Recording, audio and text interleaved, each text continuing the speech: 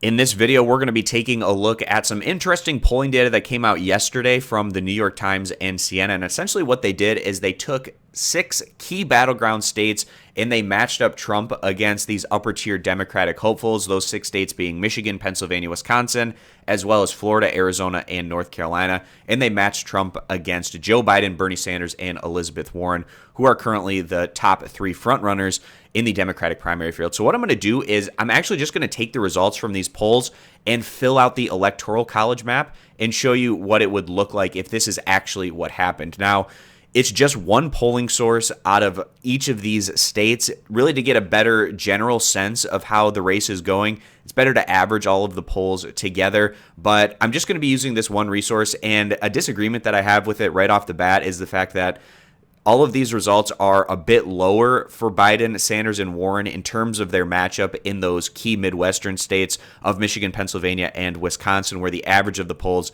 have them doing quite a bit better. I don't have quite as much disagreement in terms of the matchups and what they're showing in Arizona and Florida, and then also North Carolina, around the ballpark of what you might expect, maybe just a little bit more favorable to Trump than those average polls that we're getting out of these states. But again, just going to be using this one resource as kind of a fun example of what could happen on Election Day in 2020. So what I'm going to do is first I'm going to do Trump versus Warren, then Trump versus Sanders, then Trump versus Biden, filling out the Electoral College map. And if it's an even tie, I'm going to be giving that to the incumbent Donald Trump, but I'll also show you what it looks like if the Democrats were able to win those particular results. So starting off with Warren versus Trump, and you can see with the map how I currently have it, it's set to where the 2016 end result was, where Hillary Clinton had 232 electoral votes and Trump had 306. So in this one, it had Warren losing to Trump in Michigan by 6 percentage points. Just to contrast this, we had an Emerson poll that came out this past weekend from the state of Michigan.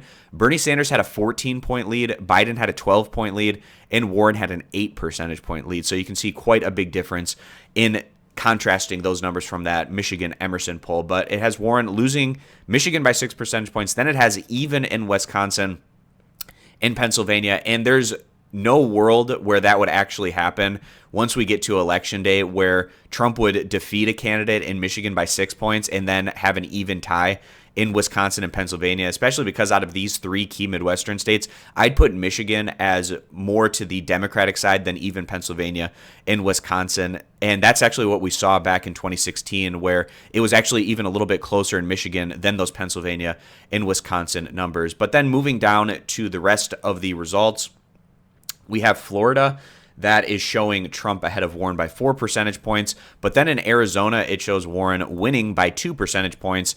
And finally, North Carolina, where Trump is ahead by 3 points. So that gets us to a situation where we're at 243 for Elizabeth Warren and then 295 for Donald Trump. But those even ties, if Warren was able to pick those up, Pennsylvania and Wisconsin, then that would get us to a situation where it was at 273 for Elizabeth Warren and 265 for Donald Trump, just enough to get the Democrat over the line if she was able to win those evenly contested results. So now I'm going to flip it back to those 2016 numbers, 232 to 306. And now I'm going to do the Bernie Sanders versus Donald Trump head-to-head. So Sanders winning those 3 key Midwestern states. And this is really the argument for the Sanders campaign, is that he has the strongest populist message, which should play well for Midwestern voters. This was the contrast in 2016 where Trump kind of faked a populist message to success in the Midwest and was able to pick up upset victories over Hillary Clinton in Wisconsin, Michigan, and Pennsylvania.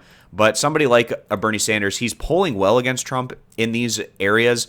Very important that whoever the Democratic hopeful is that goes on to win caters more of a progressive or just a populist message in general to this part of the country if the Democrats are going to try to take it back from Donald Trump. So then the other 3 states had Trump ahead by 1 point in Florida and Arizona, and then ahead by 3 points in North Carolina. So then that would get us to a situation where we're at 278 for Bernie Sanders and 260 for Donald Trump. And now the last matchup, Joe Biden to Donald Trump. So we'll flip the states back.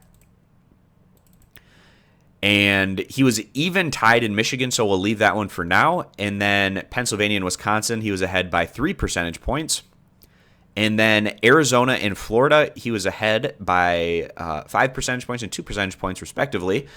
And this is the case that I think Biden has the strongest against Trump in comparison to Sanders and Warren, is he does very well with older voters, and that could possibly push him over the line in those battleground states of Arizona and Florida that have a key contingent of older voters.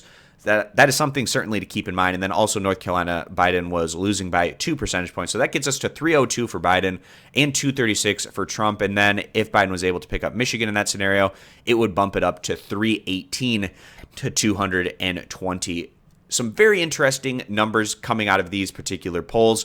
But like I said, when you take a look at the average of what the battleground state numbers are saying, this is a little bit more favorable to Trump in those key Midwestern states, whereas those southern states of Arizona as well as Florida, kind of about what we're seeing in general, and then North Carolina might also be a little bit more favorable towards Trump. But I just wanted to show you what would actually happen and what it would look like if this is what happened on Election Day based on what these polls are saying from the New York Times and Siena in these 6 key battleground states that Trump was able to win back in 2016 over Hillary Clinton. So that is going to wrap this one up, guys.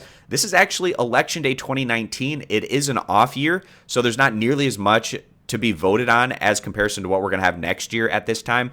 But those 3 key governor's races in Kentucky, Louisiana, and Mississippi, we're going to get those results. And then tomorrow, I'm going to put together a video talking about the results, exactly what happened, and then compare it to the prediction video that I made yesterday. So I appreciate you stopping by. Consider subscribing to my YouTube channel, and I hope to see you guys back here for tomorrow's video.